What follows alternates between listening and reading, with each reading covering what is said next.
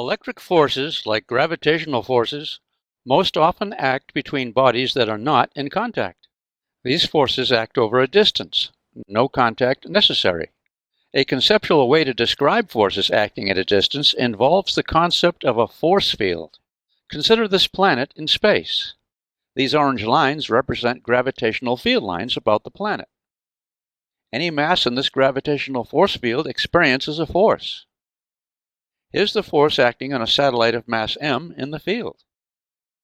In previous lessons, we've described the gravitational force in such a satellite with Newton's law of gravity. An equivalent way is multiplying the mass of the satellite by the gravitational field of the planet, where the satellite is located. Then the force F on the satellite is its mass times the gravitational field g. This is bold-faced g to distinguish it from the italic g we often use for acceleration due to gravity near Earth's surface. Both g's have units newtons per kilogram. The field is stronger up close and weakens with the inverse square of distance. The field plays an intermediate role between objects. Likewise in electricity. Here's a proton surrounded by its electric field. The electric field is denoted by the symbol E. And here's an electron circling the proton. And what of the force on the electron? Much akin to gravity, the force equals its electric charge multiplied by the proton's electric field, QE. The magnitude of the electric field is simply the force per unit charge. If a charge Q experiences a force F at some point in space, then the electric field at that point is F divided by Q. When the force is expressed in newtons and the charge in coulombs, denoted by the capital letter C, the electric field has the unit Newton per coulomb, N over C. Both the fields for gravity and electricity are vector quantities, having direction as well as magnitude, and can be represented by vector arrows. The direction of Earth's gravitational field is toward Earth, inward, the direction of force on a mass in the field. The direction of the electric field about the proton is the direction of force on a positive charge in the field, outward. Since our charge is negative here, that of an electron, the force on it is opposite to the direction of the field. Here's a positive charge with a few of its field lines. They point radially outward. But what of the field lines about a pair of equal and opposite charges? We get this pattern, a pattern of curved lines. It's interesting to realize that the curved pattern is the composite of pairs of straight lines, outward from the positive charge and inward toward the negative charge. For example, consider the field at this point, where I place a green dot. A positive test charge here would feel a repelling force from the positive charge and an attractive force toward the negative charge. At this point, here's the force vector due to the positive charge. Here's the force vector showing attraction to the negative charge. We see it smaller in accord with the inverse square law.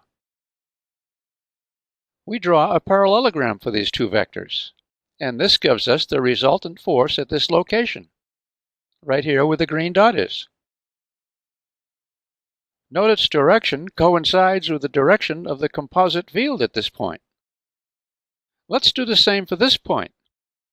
A force in a direction away from the positive charge, and a force of attraction toward the negative charge. And using the parallelogram rule, we get the resultant vector, and again it aligns with the composite field at that point. We do the same for this point, and the parallelogram. And see that? Alignment with the field at this point. And for this point, same story. I could repeat this process with all the points in the electric field, and you know what? I'd get the curved pattern you see, a composite of resultant force vectors over an infinite number of points. A curved field that begins at the positive charge and ends at the negative charge. Is this yum or what? Let's take a look at some photographs of electric field patterns.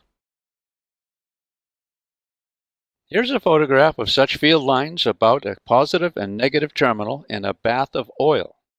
The field is shown by the orientation of bits of thread suspended in the oil. And not surprisingly, the field formed by the pair of equal and opposite charges is like the field I just sketched.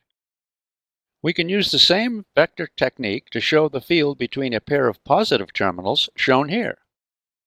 What's the resultant field halfway between the equal charges? Did you say 0? If so, yum.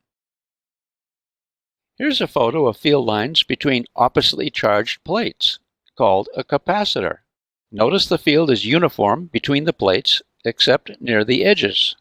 Why the field isn't uniform between the edges is something we won't get into in this lesson. But here's detail for a capacitor. Both plates have equal and opposite charges. And Cairo physics instructor Mona Nasser models a demonstration capacitor. Back to our field patterns. Very interesting is the field pattern for a plate and cylinder that have opposite charges. Notice the absence of a field inside the charged cylinder. All field lines cancel out. Why this is true is even more interesting, covered, of course, in your textbook. For now, we just want to say that inside any charged body, the field strength is 0. All field vectors cancel. Again, covered in conceptual physics. The fact that no field results inside a charged conductor is nicely employed in the Van de Graaff generator. Let's look at the operation of a Van de Graaff generator. We see that a voltage source leaks charge off metal points, in this case electrons. An insulating belt carries the electrons up inside an electrically insulated tube that supports the hollow dome above. Electrons leak off onto the metal point collectors at the top of their path and repel one another and gather on the outside of the metal sphere. No matter how much net charge accumulates on the outside of the dome, field strength inside is 0. That means charge can be added if introduced inside the dome without repelling away, whereas any charge that approaches the outside of the charged dome is repelled away. Inside, not the case. The result is that charge can keep building up at the dome's outer surface until the build-up voltages produce electric discharge through the air. Then we have localized lightning bolts. Here we see Laurie Patterson touching a charged Van de Graaff generator. Note how her hair stands out. That's because it becomes electrically charged and strands of her hair are light enough to show the electric repulsion between the strands. The dome Laurie's touching is at thousands of volts. So why isn't she shocked, as should be by handling a faulty 110-volt light socket? The answer has to do with energy.